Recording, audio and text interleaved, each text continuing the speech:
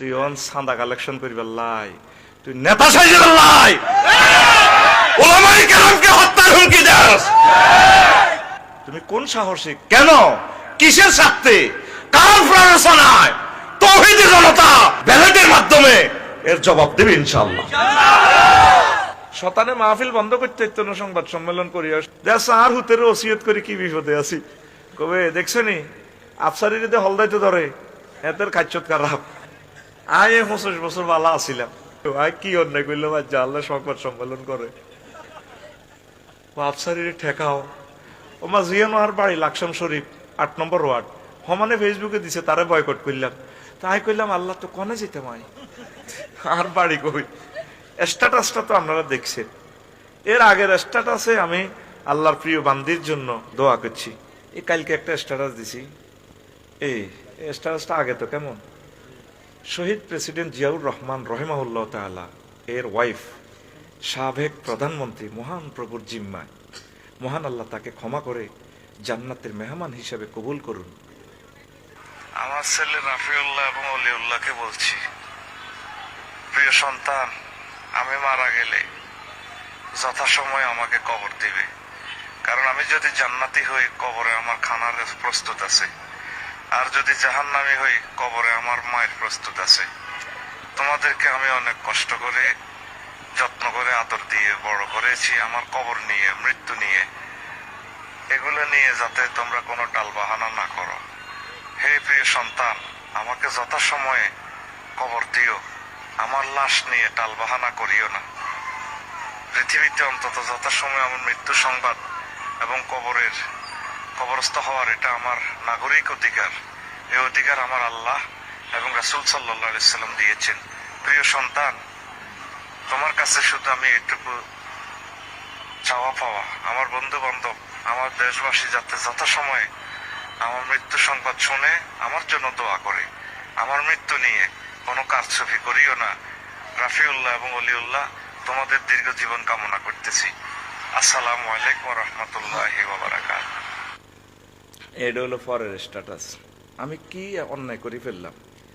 শুধু হত্যা আর হুমকি। আর আমি আমার ক্যামেরাম্যানদের জন্য আমি আল্লাহর কাছে সাহায্য চাই। এটা ভেঙে ফেলছে রামগঞ্জে দলটা, তারা আহত হয়েছে। আল্লাহ তাদের জন্য তোমার কাছে সাহায্য চাই। 60 লক্ষ টাকার গাড়িটা তছনছ করে দিয়েছে। আল্লাহ আমার ইউটিউবের ভাইদের এই খেদমত তুমি কবুল করো। দেখ আর হুতের ওসিয়ত করে কি বিপদে আছি।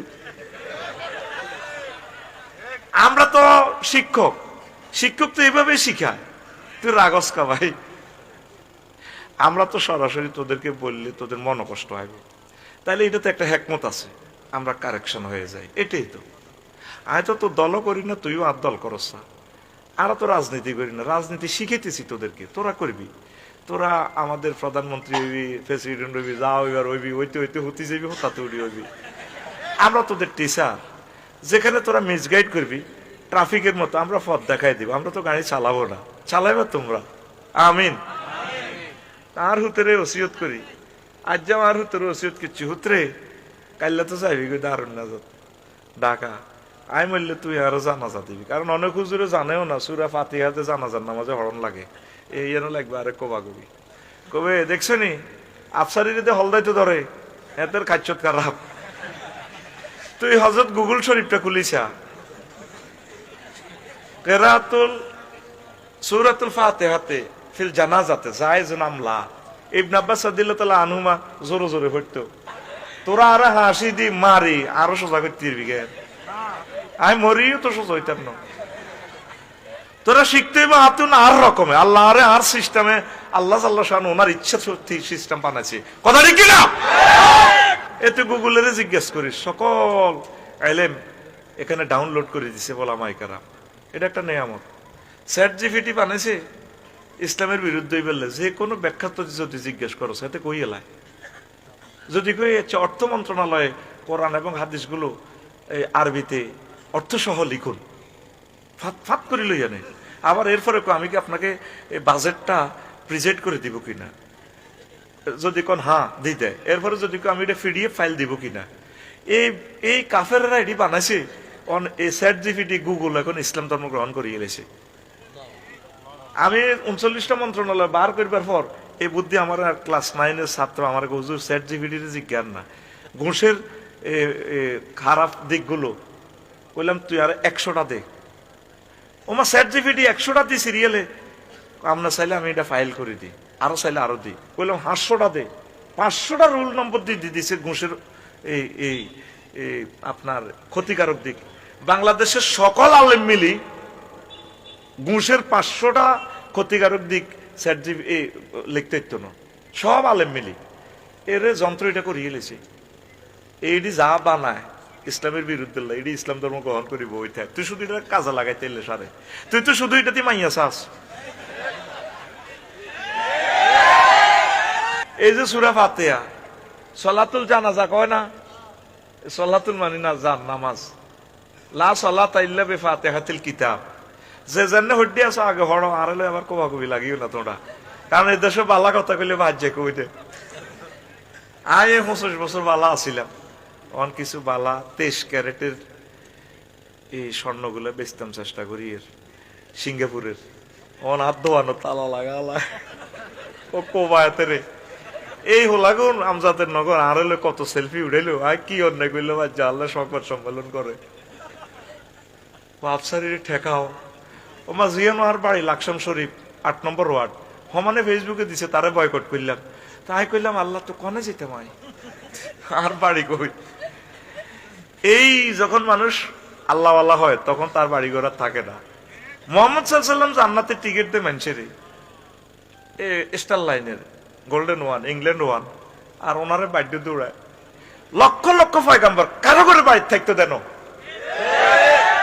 যখন দেখবেন যে হুজুরটা ওয়াজটা অ্যাকশন লই কয় এতের ওয়াজ বন্ধ হইব এতের মার দিব এতের গাড়ি ভাঙবো মনে করবেন এই গে আসল রাসূল সাল্লাল্লাহু আলাইহি সাল্লামের কলিজার টুকরা আল্লাহু আকবার তাই মিলিজুলি চলি আই চাই তোকে ব্যাগের কাছে যাইতাম অন্তরা যেভাবে আরে ব্যারিকেড দিছ তো অন এবারে ওই সিস্টেম করি এবারে তারা কেনে কেনারা হান্দা করে ভাই কি রি মার আই সাদুর গাদ দিয়ে দিয়ে আড়ি আর পিতা করি কষ্টটা লাগে ভাই স্ট্যাটাসটা তো আপনারা দেখছেন এর আগের স্ট্যাটাসে আমি আল্লাহর প্রিয় বান্দির জন্য দোয়া করছি নি দেখেন কি এলএম ফাইভেন আপনি মনে করেন কুত্তার লগে ছবি উড়ায় ইটার লগে উড়ায় আমাদের প্রত্যেকটা কাজ আমরা তো টিচার এই কালকে একটা স্ট্যাটাস দিছি এই স্ট্যাটাসটা আগে তো কেমন শহীদ প্রেসিডেন্ট জিয়াউর রহমান রহিমাহুল্লাহ তাআলা এর ওয়াইফ সাবেক প্রধানমন্ত্রী মহান প্রভুর জিম্মায়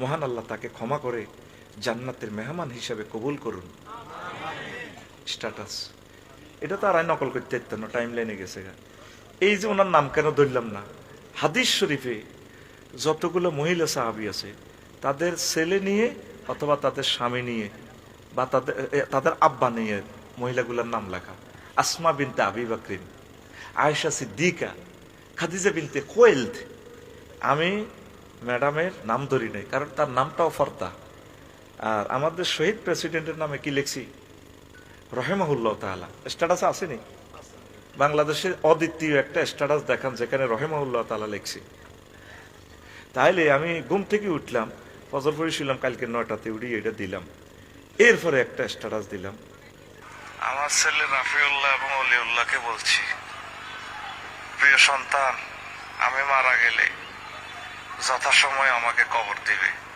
কারণ আমি যদি জান্নাতি হই কবরে আমার খানার প্রস্তুত আছে আর যদি জাহান্নামী হই কবরে আমার মায়ের প্রস্তুত আছে তোমাদেরকে আমি অনেক কষ্ট করে যত্ন করে আদর দিয়ে বড় করেছি আমার কবর নিয়ে মৃত্যু নিয়ে এগুলো নিয়ে যাতে তোমরা কোনো টালবাহানা না করো হে প্রিয় সন্তান আমাকে যথাসময়ে কবর দিও আমার লাশ নিয়ে টালবাহানা করিও না পৃথিবীতে অন্তত যথাসময়ে আমার মৃত্যু সংবাদ এবং কবরস্থ হওয়ার এটা আমার নাগরিক অধিকার এই অধিকার আমার আল্লাহ এবং রাসূল সাল্লাল্লাহু আলাইহি সাল্লাম দিয়েছেন প্রিয় সন্তান তোমার কাছে শুধু আমি এটুকু চাওয়া পাওয়া আমার বন্ধু বান্ধব আমার দেশবাসী যাতে যথাসময়ে আমার মৃত্যু সংবাদ শুনে আমার জন্য দোয়া করে আমার মৃত্যু নিয়ে কোনো কারচুপি করিও না রাফিউল্লাহ এবং অলিউল্লাহ তোমাদের দীর্ঘ জীবন কামনা করতেছি আসসালামু আলাইকুম ওয়া রাহমাতুল্লাহি ওয়া বারাকাতুহু এটা হলো পরের স্ট্যাটাস। আমি কি অন্যায় করে ফেললাম? শুধু হত্যা আর হুমকি। যে মানুষটারে তিলে তিলে মারিয়ে এলো, ওষুধ খেতে দেয় না, চিকিৎসা করতে যায় না, তুই হোক গায়ে স্ট্যাটাস দিতে হারলি না। তুই অন চাঁদা কালেকশন করিবার লাই, তুই নেতা সাইজের লাই, ওলামায়ে কেরামকে হত্যার হুমকি দাস, তুই কোরআনকে বন্ধ করতে চাস। রব্বুল আলামিন সব গুনে গুনে রাখতেছেন। ওসিয়ত করা তো এটা প্রত্যেক মুসলমানের অধিকার, এটা তো ফরজ। আমার ছেলেরে বলে দিছি, যদি খানায় কাবার ইমাম হও, কোন বিশাল নেতা হও, মিটিং করবা, সব করবা, আব্বু যদি কোথাও অসুস্থ থাকি, আইসিইউতে থাকি, আগে আব্বুর সাথে দেখা করে যাবা। তারা মাদ্রাসায় এলে তাদের গ্রাম নেই, আব্বা আম্মা এগুলো দেখলে খুশি হয়, অসুখ লাঘব হয়। ডাক্তারের শেষ অবস্থা কয় উনি আর সারবে না, ওনার মনে যা চায় তাস্তাহি আনফুসুকুম, মনে যা চায় তা খাক, ওনারা আর বাধা দিয়েন না, শেষ এইটা, তার খুশি থাকুক। আল্লাহু আকবার। আমি কি করেছি? আমার 60 লক্ষ টাকার গাড়ি আমার মিডিয়ার কেন ভাঙলা তোমরা? এটা শিখেছি তোমাদেরকে। অনেক শিক্ষক অনেক রকমের শিখায়, কারেকশনটা দিবে কি? আর কি কোন নবী রাসূল আসবে? আসবে দুনিয়াতে। আজকে এই কবর কিভাবে দোয়াইতে হইব, কিভাবে কবর দিতে হইব, এটা নিয়ে আমি কথা বলবো। এত সুন্দর স্ট্যাটাস, এর আগে আমি স্ট্যাটাস দিয়েছি। অন্তত আমি বক্তা শহীদ প্রেসিডেন্ট জিয়াউর রহমানের যে সুন্দর সানাসিবত আমি বলেছি আফসারি, ভিডিওগুলো সব রেকর্ড আছে, আছে কিনা? পৃথিবীর অদ্বিতীয় নেতা আমি আফসারি বলেছি। দ্বিতীয় নম্বর আমি স্থান দিয়েছি ডক্টর ইউনূস, মহামানব। তুমি কোন সাহসে, কেন, কিসের স্বার্থে, কার প্ররোচনায় তৌহিদি জনতা বুলেটের ব্যালেটের মাধ্যমে এর জবাব দেবে ইনশাআল্লাহ।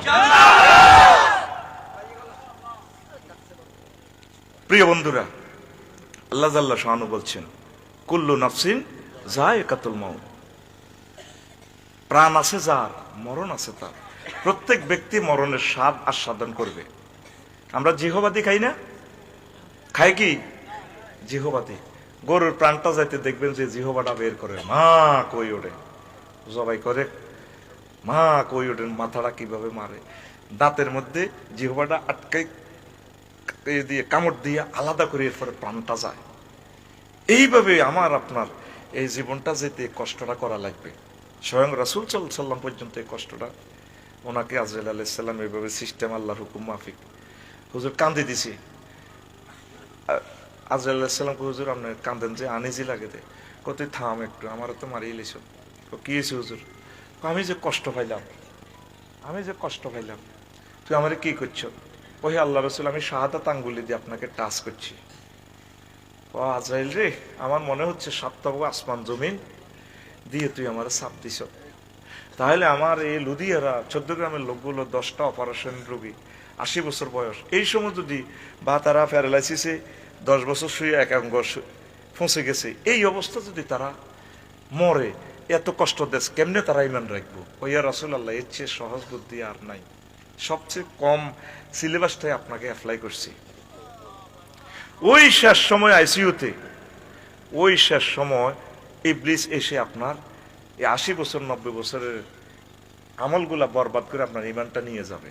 সাকরাতুল মউত যখন শুরু হয়ে যাবে, আলা ইন্না সাকরাতুল মউত, যখন সাকরাতুল মউত শুরু হয়ে যাবে, ইবলিস মায়ের সুরত ধরিয়ে আসবো, ফুতের সুরত ধরিয়ে আসবো, কিতা গো মা, কিতারে হুত তোর কষ্ট হয় কেন, মা মরে যাই তো গো মা, আপনি কত আইছেন? এই যে মা লুধিয়ারা কবরস্থান তুই আইসি, তুই মারা চিনচুতি, মা চিনছি তো মা। ক বাবা লা ইলাহা ইল্লাল্লাহ পড়িস না, বুয়া ইসলাম বুয়া। আসলে কে 6টা স্টেপের উডা বাইর হয়। 5 নম্বর স্টেপ হইল কাল্লা ইজা বালাগাতিল হুলকুম ওয়া হিনা ইজিন তানজুরু, যখন কণ্ঠনালীতে রুহটা আসে, তখন মুমূর্ষু লোক জান্নাত জাহান্নাম সব দেখে, আর আজিম দেখে, তার চোখের সামনে সব খুলে যায়। এই জন্য দেখবেন মৃত ব্যক্তি একদিকে স্থির চিত্তে তাকাইয়া থাকে, তার রেজাল্টের দিকে, এ প্লাস না ফেল, এভাবে তাকাইয়া থাকে। সুম্মালা তারা উন্নাহা আইডালিয়াতে, আমি তোমাদেরকে রেজাল্ট নিচ্ছকে দেখাবো। সুবহানাল্লাহ বলো। এই সময় যখন বলে যে ঠিক আছে বাবা, মা ইসলাম বুয়া, আর হায়াত রয়েছে 1 সেকেন্ড, 100 মুহূর্তে 1 সেকেন্ড, 1 মুহূর্ত রয়েছে। তখন নাকের আগার দমটা যখন আনে ফেরেশতারা যখন টান দি বাইর করে আজরাইল আলাইহিস সালাম, ওয়া নাজিআতে গারকা, টান দি যখন রুহটা বার করে, তখন এই বলে রব্বির জিউন লাআল্লি আমালু সালিহা, আল্লাহ একটা মুহূর্ত আমার হায়াতটা দেন, আমি কলমা পড়বো। আল্লাহ কয় বান্দা ওয়া ইযা জাআ আজালুহুম লা ইস্তাখিরুনা সাআতাও ওয়া লা ইস্তাকদিমুন। তোমাদের হায়াতের নির্ধারিত সময় এসে গেলে আমি আল্লাহ 1 মুহূর্ত বেশিও দেব না, কমও দেব না। আফসারি তুমিও তো ওয়াজ করছিলা, আমি কেমনে অন হায়াতটা দিই? রুহটা টেনে বের করে নিবে। পৃথিবীর কেউ জানতো না আমি যে ঈমান হারা, আফসারি ঈমান হারা। ওই সময় কি মেসেজ রাসূল সাল্লাল্লাহু আলাইহি সাল্লাম বলে দিয়েছেন, লাকিনু আমওয়াতাকুম বিলা ইলাহা ইল্লাল্লাহ। বুঝছেন নি?